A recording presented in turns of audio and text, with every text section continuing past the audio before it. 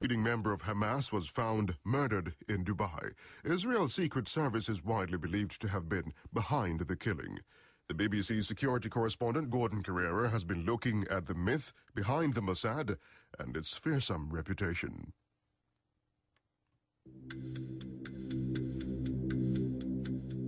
A body's found in a hotel room in Dubai. The door is locked from the inside. The murder suggests the long arm of the Mossad, Israel's secret service, one of the most feared and fabled intelligence services in the world. But what's the reality behind the myth? We've been talking to those who've served in the Mossad to find out.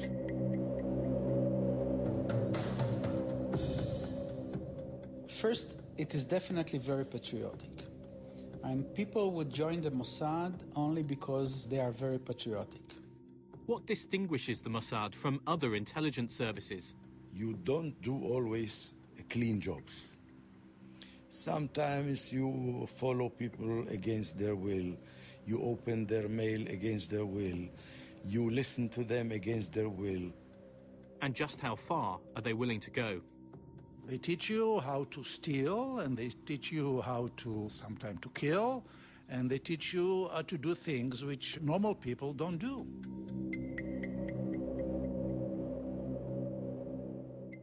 The State of Israel was born in the aftermath of World War II. Its intelligence service came into being soon after. But what really propelled the Mossad into the public eye was a daring operation, dealing with unfinished business.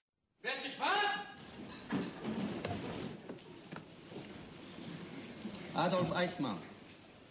Adolf Eichmann, the architect of the Nazi death camps, on trial in an Israeli court. אתה אדולף, בנו של אדולף קרל אייכמן? Again. Jawohl. Eichmann had been tracked to Argentina, where he was living under a false name. Israel's Prime Minister told the Mossad he wanted Eichmann brought back alive so he could be put on trial. Today, Rafi Eitan is the leader of the Israeli Pensioners' Party, but in 1960 he was the commander of the four-man team that placed Adolf Eichmann under surveillance in Argentina and snatched him off the street. We saw him coming from the bus to the place where we decided to ambush him, and Mr. Malshin, Tzvi Malshin, was the first to touch him and to knock him down, and then all the three of us took him to the rear seat of the car, and the head of Eichmann was on my knees, and the legs of Eichmann on the knees of Malshin. Aaroni was driving the car, and we started moving. Did you say anything to him? No, from the very beginning, we decided that only Aaroni will question in German, and he said in German, if your life dear to you, you have to be quiet. And he whispered, Jawohl. Eichmann, in his neat dark grey suit, pallid but controlled as always, took his seat in the bulletproof glass dock and stared stonily ahead. Never once did he venture a glance at the hundreds in the courtroom. Eichmann was hanged. The operation to catch him may be amongst its most famous, but the Mossad never really devoted much time to chasing the past. There were too many threats in the present. From the moment it was founded in 1948, Israel has been at war or close to war with its Arab neighbours. One man who went on to run the Mossad arrived in Israel just weeks before independence that year. I was born in London and was in London during the V1 or V2 rocket attacks. And we came here in April 48. Born in Britain, Ephraim Halevi joined an organisation in 1961 which was secret and exclusive, and which even by then had a strong sense of its own identity. It was a very small organisation. It had barely a couple of hundred people. It was a very tightly knitted organisation. There was an air of sanctity about the Mossad, almost religious sanctity. And when you served, it was a service for the nation, for the people. You were inculcated with a deep feeling and sense of a mission. That deep sense of mission lies at the heart of the Mossad's culture. It quickly began running aggressive, risky intelligence operations, sending one of its own, Eli Cohen, an Egyptian-born Jew, into Damascus, posing as a Syrian. He gained access to the heart of the regime until he was caught and killed. During the 60s, it stole a brand new Russian MiG jet, and it bribed and intimidated German rocket scientists to stop them working for Egypt.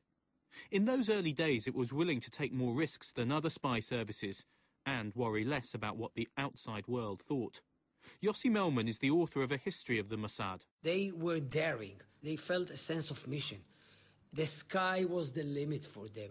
Even if we stepped into minefields, even if we provoke friendly nations, we commit crimes on their soils, we violate international or local laws, still we feel that we have to do it.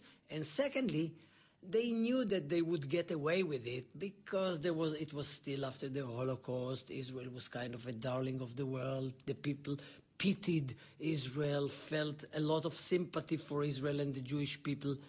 We were small, so all these were the benefits of the Israeli intelligence community. You can get a sense of the place of the Mossad in Israeli culture at a complex on the outskirts of Tel Aviv, next to a large military base. Military service is compulsory here, and young Israelis, rifles slung casually over their shoulders, walk by. The Israel Intelligence Heritage and Commemoration Center houses a library, an auditorium, and a memorial to those who served in all of Israel's intelligence services and who died in battle or undercover. School children are brought here to learn about them and to encourage them to join. Ephraim Halevi, who eventually rose to become chief of the Mossad, is our guide. So let's start walking. The first thing we will see is the maze, which contains the names of the various people who fell in battle over the years, from 1952, 1949. A lot from 1967. 1967 war. Here is 1962. And there are other names here as well. Yoni Netanyahu, the brother of the Prime Minister, who was killed in the Entebbe raid. And these are from 2009. There's a lot of names from 2009. Yes, yes. And, of course, there are several names which are not on the walls. Those would be people who've still never been named their work That's for right, Israeli yes. intelligence, that even is correct, yes. after they've died. That is, I think, procedure which is followed by others as well. Other intelligence services like the MI6 and CIA and so forth. What's given the Mossad such a special place in Israeli culture, far more distinctive than that of the CIA in the US or MI6 in Britain, is the perception that the organisation is acting as a largely silent and unseen watchman against what Israel sees as encircling enemies. Dr. Ronan Bergman is writing a history of the Mossad.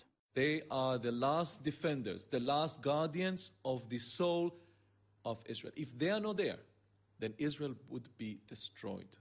And out of this sense of urgency and out of this sense of need, an efficient and ruthless intelligence organization was established. Efficient and ruthless, you think, more so than other services? Israel is a country, and Mossad as an intelligence service practiced the use of thunderous means, assassinations, bombing, and other aggressive operations more than any other intelligence service in the history of espionage. And we have files on others who were not only were killed in action, but who died. There's Nafta Kenan. He was the man who first commanded me when I came to the Mossad in '61. A couple of months ago, another colleague of mine, Dave Kimchi, died. He was my first direct boss. Known in some places as the man with the suitcase, I'd read. Not sure if that's true. Yes, the suitcase is one of our professional badges, you know, suitcase and all kinds of other appurtenances. The ability to pick up a suitcase and blend in around the world is one of the attributes that spy agencies seek in their staff. Another is an ability to know how to bend the rules and sometimes break them. Gad Shimron joined the Mossad in the mid-1970s. They're looking for honest crooks. And they take people like me. I'm not a crook. I mean, I'm a very obedient citizen of the country of Israel. And then they teach you how to steal, and they teach you sometimes to kill, and they teach you to do things which normal people don't do. Actually, criminals do. Those who join regard themselves as an elite, not altogether surprising given the way they're selected and trained. Mishka Ben David, now a novelist, joined in the 1980s after replying to a newspaper advert. It was 1 year of training and selection, pretty tough one, starting with all kind of language tests and psychological tests. And those who finished all these ended up in 3 days of exercises in the streets of Tel Aviv. All kind of very strange exercises. What kind of exercises? I'll give you one example that I was allowed to put in my next book, so it's easy to say. For example, you walk with your trainer in the street, and he points out a certain balcony on the 3rd floor, just of a residential house in a residential neighborhood. And he says, in 5 minutes, I want to see you in the balcony with the owner of the house, staying with him there for 5 minutes. Go. So I was thinking, what would I do? I was looking around, checking the area, and he says, 4.5 minutes left. And then I saw that a few of the balconies were renovated, and I got some idea, and it says 4 minutes left. And I went, I knocked on the door. There were 2 elderly people that wouldn't open. And I said, it's pretty sad for you that you do not open, because I'm from the municipality, and we are trying to renovate all balconies in your buildings and the buildings around, plus we have the budget for it. So immediately they opened the door. It was exactly 5 minutes after he sent me on my way. I was at the balcony with the owner, and what they wanted to see is that you can think fast, you can think right. You do not have very strange ideas like climbing the balconies underneath it, or the pipes and getting into it. That you are bold enough and brave, but you are not stupid. You won't do things that will make them call the police. And at the end, they decide who comes to the course. One of the Mossad's greatest strengths has been its ability to draw on newly arrived immigrants in Israel and the Jewish diaspora around the world. Recruits from communities across Europe, North Africa and the Middle East can all blend in as they work undercover. This is my Kurdish corner here with the famous Mullah Mustafa Barjani, whose picture was painted by a deputy chief of the Mossad under cover of painter. And these are the Kurds, our friends there. And can you tell who is this one? I can guess. Is that you? Yes. In Kurdish. That was how I looked like. Pouring tea in his living room, Eliezer Zafria can look back on a long career with the Mossad in the Arab world. He served on the front lines in Iraq, Iran and Lebanon. Surrounded by hostile states, the Mossad sought out potential allies wherever it could find them. For example, the Kurds were fighting for independence from Iraq. Zafria was sent out to live and work with them in the 1970s. They knew we were undercover. They knew we are helping the Kurds, but they didn't know exactly who we are. And what did the Kurds think you were doing, most of them who didn't know? Did you pretend to be a Kurd? According to the cover. According to the cover. What was your cover? For me, I was a journalist. You were posing as a journalist? Yes, like you. Not quite? Not quite, yes. You never got discovered? Never got discovered, though. No, never got discovered. However, we knew that the Iraqi intelligence was working very hard to discover us and perhaps to kidnap us or to kill us. Were there moments when you were worried that your cover had been blown and you might be killed? Doing such jobs for the Mossad is not a promenade on the seashore. There is always a danger, but I must tell you that all of the Israelis who went to Kurdistan, they're having their best adventure of their life. Usually, I mean the Mossad and other organizations, British, French, American, so on, you don't do always clean jobs. Sometimes you follow people against their will. You open their mail against their will. You listen to them against their will. Sometimes you shorten their heads, not myself, but as an organization. And sometimes even keep relations with bad regimes, which are not friendly, not democratic, dictatorial, and so on.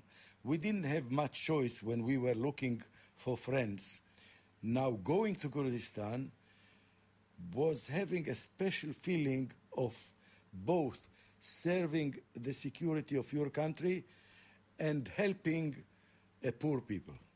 Spies work undercover, posing perhaps as diplomats or businessmen. But what makes it more difficult for the Mossad is that an Israeli passport is either not accepted or viewed with intense suspicion in many countries in the Middle East. So Mossad officers often take on the nationality of another country to make it easier for them to move unhindered. Working under deep cover is all-consuming. Former Mossad officer Mishka Ben David. It is an overwhelming experience. It is a compelling experience. It's a total experience. You are vital to the operations, and the operation is vital to the country. Plus, the entire surrounding of Mossad work, working in other countries, working another name and identity, is very, very special. You have to get used to it. Because did you ever forget? You may forget. One of the things they tell you, you come to register in the hotel, stop for 1 second, take out your passport, look at your name again and write down, because you may write down the name of the passport you used last week. The Mossad's officers don't just collect intelligence. They also carry out covert actions, euphemistically described as special tasks. The Mossad's full title is the Institute for Intelligence and Special Tasks. Among those tasks, and unique to Israel and the Mossad, was trying to rescue Jews around the world and bring them to Israel. One such group was a community of Ethiopian Jews who'd fled to refugee camps in the Sudan, a member of the Arab League hostile to Israel. Gad Shimron was among those ordered to help get them out in the 1980s. The Mossad team decided to take over this holiday village, and the cover tourist enterprise was established in Europe, and an official, so-called legitimate commercial offer was given to the Sudanese government to take over the place. We paid them, I think, something like $250,000 a year for the place, and we came with big plans. We'll make it an international diving center, etc., etc., etc. You know, we had a good cover story. We could travel with trucks from Khartoum to Port Sudan and back. And what happened is that this village, during the day, we were the people who organize all the activity for the holidaymakers. I, for example, was a windsurfing instructor.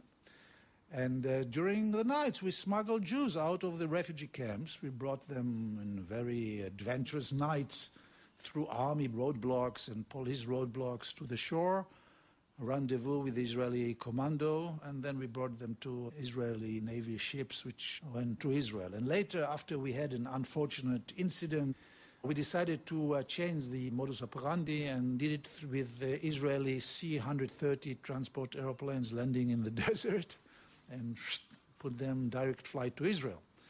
It was a real, I call it a Zionist James Bond operations. You have to be an adventurer, but it is not enough. You have to be a patriotic adventurer, because all your adventurism fades away once you have to board a plane under forged documents and go, I don't know, to Abu Dhabi or to Tehran or to Damascus.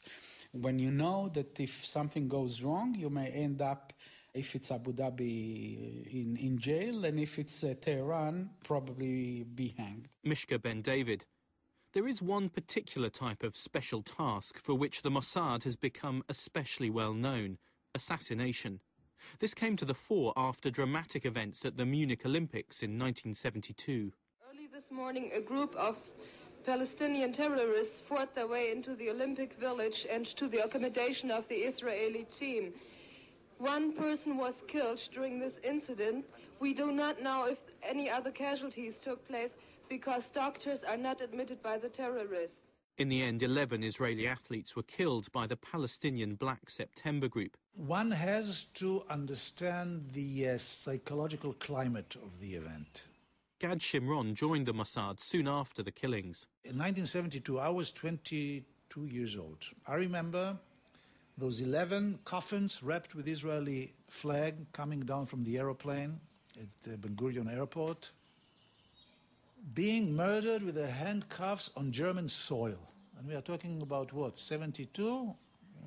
Subtract this from 45, so few years after the Holocaust. Stop the game! Stop the game! Stop the game!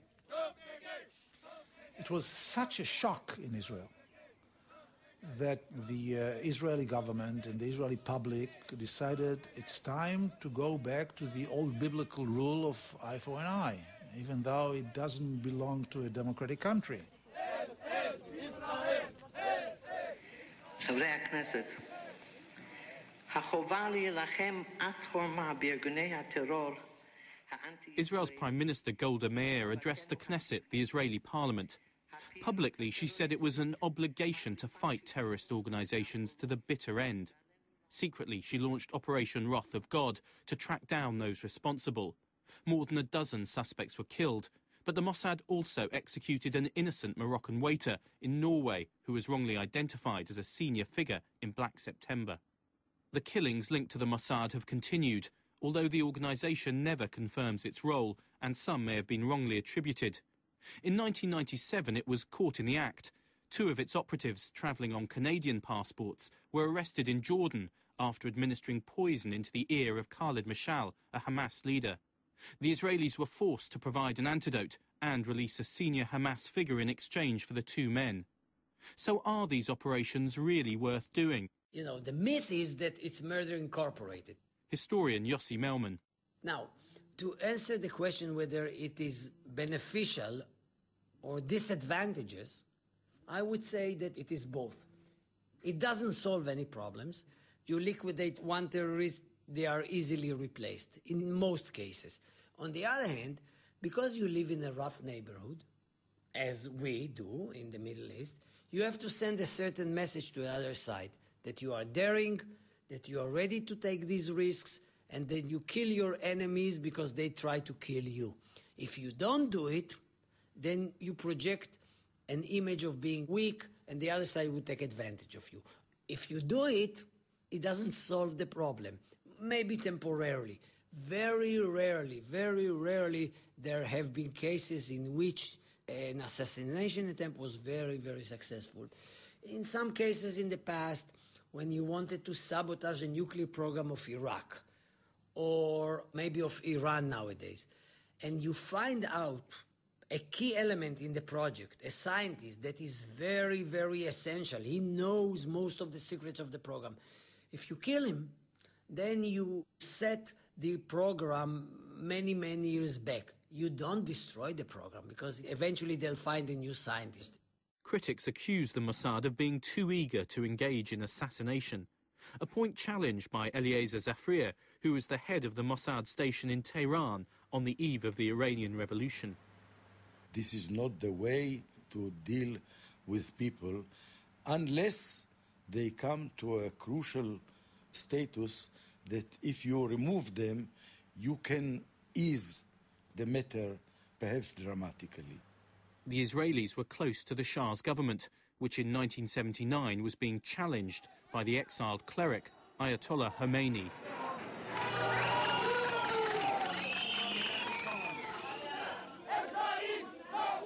Pro-Khomeini demonstrators took to the streets and the regime began to crumble. Zafrir was asked if he and the Mossad could help. During these months of deterioration, there was one very important person in the government who told me, now, you come with me to see the Shah. He will ask you formally to do something with Khomeini. You know what something he means. And kill him. Kill him. Mossad, of course. Even 4 days before the revolution, I went to see the last prime minister of the Shah, Shapur Bakhtiar. I met him for nearly 1 hour to talk about the situation, and I told him I'm responsible for the safety of the Israelis, and I would like to consult him what to do in this situation. He said, don't worry, everything will be all right, only if you could do something with Khomeini. He again was meaning something. We told everybody, sorry, we are not the policemen of the world. But I would like to give you this as an example that however people think the Mossad is a beast, we are not a beast. We are not getting to this sort of activity only if the situation really is very, very, very serious. Nonetheless, in recent years, the killings have continued. In 2008, Hezbollah military leader Imad Mugnaya was killed in Damascus. His death had all the hallmarks of a hit by the Mossad. Hezbollah has issued the following statement. With great pride, we announce that a great jihadist leader of the Islamic resistance in Lebanon has joined the caravan of faithful martyrs. A bomb had been placed in the headrest of his car, the stuff of spy fiction. Former Mossad officer turned novelist Mishka Ben David reads from one of his books, which not only foreshadowed the killing, but also gives an insight into what it's like to play the assassin. I described it very much in detail in my book, Duet in Beirut, which describes a situation that a Mossad squad is off to eliminate the head of the overseas operations of the Hezbollah. I described it in 2002. 6 years later, he was eliminated. Imad Muania, I called him in my book Abu Khaled. Anyway, I have here a conversation between the head of the squad and its number one, the one who pulls the trigger. And the head of the squad tells him, at the end, you are the decision maker. I'm deciding, and those above me decide everything about should we go, how do we go, and now we are here. When you are there, standing in front of him, pulling out your gun, you are the boss. You are the decision maker. You are not a little screw in a machine. It's you. You pull the trigger, the responsibility is on you. So if you feel that it's wrong, you shouldn't be there to begin with. Even if the final decision rests with the individual, all high-profile operations have to be personally approved by the Israeli Prime Minister.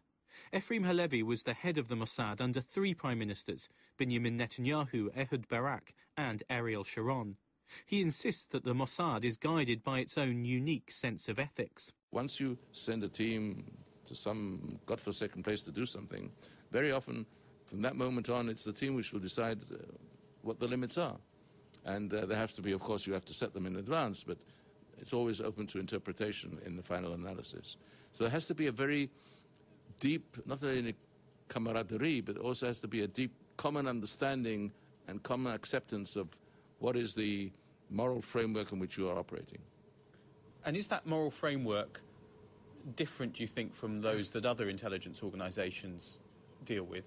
I don't think so. And I think today we've come full circle. And I think that many of the intelligence and the security establishments in the world are more or less, for their own reasons, because of the nature of the threats that they are facing, they now do things which they might not have done before.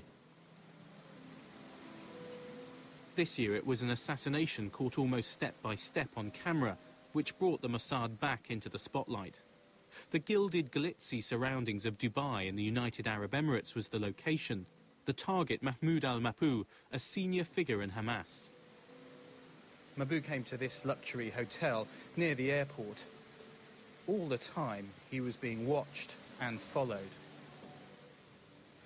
He got into this lift in the hotel and got out at the second floor, followed by two people in tennis gear, and headed for his room. Mabhouh's wife contacted the hotel because she couldn't get in touch with her husband, and the room was searched. Dr. Saeed Hamiri is from the Dubai police. The body was examined by the coroner in the presence of a crime investigation team. They concluded that the room was locked properly and that there were a number of factors pointing to a murder incident. Factors like blood sprinkles on the victim's pillow, bruised nose, neck and face, and needle holes in his right thigh. The damage on the bedhead panels also indicated that some struggle also took place. This scenario was supported by the fact that the victim is an active Hamas figure. CCTV revealed that Mabhouh had been followed from the airport to his hotel.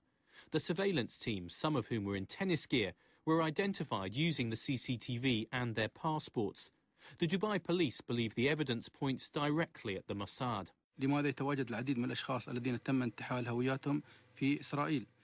Why were the stolen identities those of people living in Israel?